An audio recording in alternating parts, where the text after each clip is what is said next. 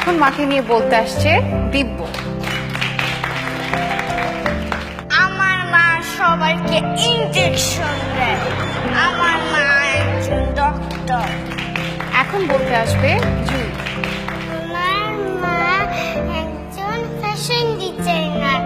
আমাদের একটা শোরুম আছে, সেখানে অনেক ড্রেস পাওয়া যায়। Thank you. এবার বলবে নিধি। আমার আম্মা একটা বড় স্কুলের টিচার।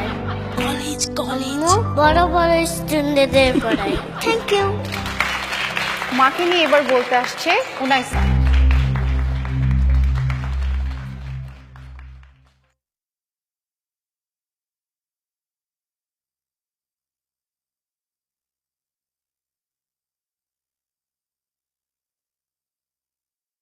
আমার মা একজন ডাক্তার। আমার যখন অসুখ হয় তখন মা আমাকে স্যুপ খাইয়ে দেয় আর আমি ভালো হয়ে যাই। আমার মা একজন ফ্যাশন ডিজাইনার। মা আমাকে সাজিয়ে দেয়, চুল বেঁধে দেয় আর সুন্দর সুন্দর ড্রেস বানিয়ে দেয়।